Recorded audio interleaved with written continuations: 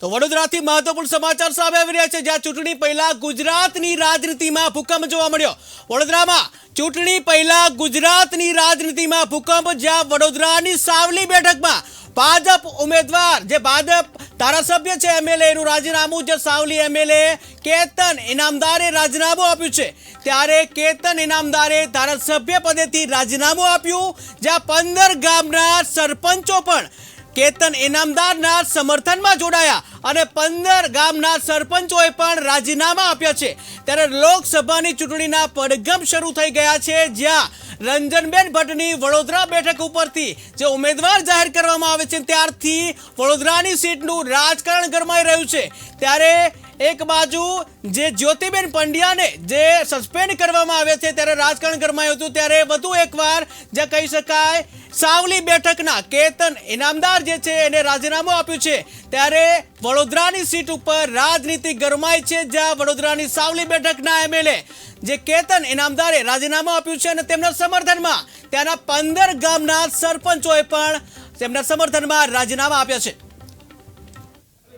મારા મિત્ર છે એટલે હું ચા પાણી પીવા આવ્યો, હું એને મળી લઉં પછી આપની સાથે ચર્ચા કરું। મારા માટે કેવું મુશ્કેલ છે, કારણ કે રાજીનામું આપનારને પૂછો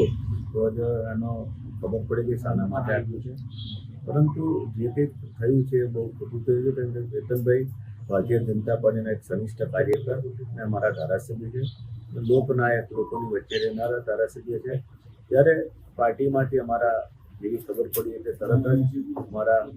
પ્રભારી આદરણીય રાજેશભાઈ પાઠકને ત્યાં મોકલ્યા છે અને એમને મનાવી લેવા માટેની વાત થઈ। સ્વાભાવિક છે, કોઈ પણ ધારાસભ્ય હોય એટલે ધારાસભ્યને કહેવાથી કોઈને ટિકિટો મળી હોય, સંગઠનના હોદ્દા મળ્યા હોય એટલે ધારાસભ્યને મનદુખ થયું હોય તો એમની સાથે વાળા પણ રાજીનામું આપે એ સ્વાભાવિક છે, પરંતુ પાર્ટીમાં 100% એમને મનાવી લેવામાં આવશે। સ્વાભિમાનનું મતદાન છે, દેશને સર્વસ્થ શાણે 2047માં ભારતને ખૂબ આગળ લઈ જવા માટેનો પ્રયત્ન છે અને દેશના વડાપ્રધાન સતત લોકોની ચિંતા કરતા હોય છે, એટલે મતદારો તો ભારતીય જનતા પાર્ટીને અને મોદી સાહેબને જોઈને મતદાન કરતા હોય, પરંતુ કેતનભાઈ અમારા ભારતીય જનતા પાર્ટીના છે અને 100% માની વિશે મને બધી ખાતરી, કોઈ હોદ્દો કોઈને આપવામાં આવ્યો જ નથી, ફક્ત નાની મોટી જવાબદારીઓ, કારણ કે જ્યારે કોઈ પણ વિધાનસભામાંથી કોઈ મોટું માથું લાવતા હોય તો એને ત્યાંથી ખસેડીને બીજે મૂકવાની એ અમારા પ્રદેશમાંથી આદેશ આવવાના કારણે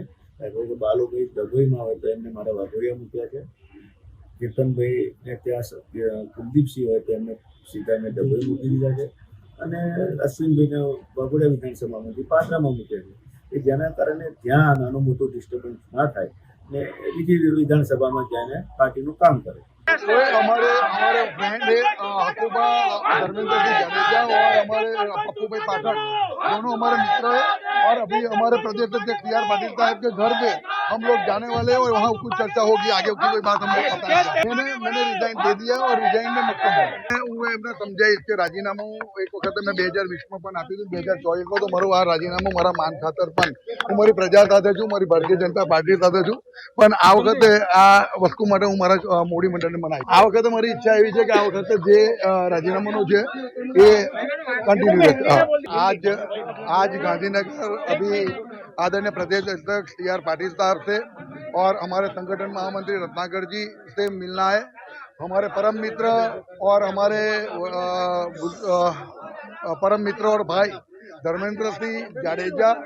और पप्पू भाई पाठक मेरे साथ में आ रहे हैं और जो भी चर्चा होगी खुले दिल से होगी, लेकिन मेरे लिए सब पॉजिटिव है, मेरी पार्टी पॉजिटिव है और पार्टी के लिए कोई दूसरी बात भी नहीं है। जो बात थी कि भाई मेरे अंतर की आवाज़ को मैंने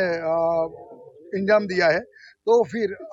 पार्टी से भी मैं रिक्वेस्ट करूंगा कि एक बार 2020 में मैंने रिजाइन दिया था, 2024 में देता हूँ, तो मेरा मान रख के इस बार मेरे रिजाइन को कंटिन्यू करें। मैं पार्टी में ही हूँ और पार्टी में ही रहूंगा।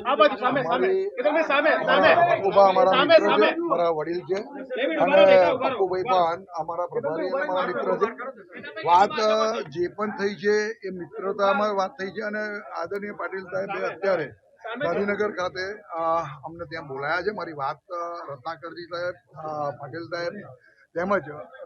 તમામ મોવડી મંડળ એમાં સીએમ સાહેબ સાથે પણ ચર્ચા થશે આજે અને જે પણ હતો એનો એ જોઈએ છે પણ હું રાજીનામાને લઈને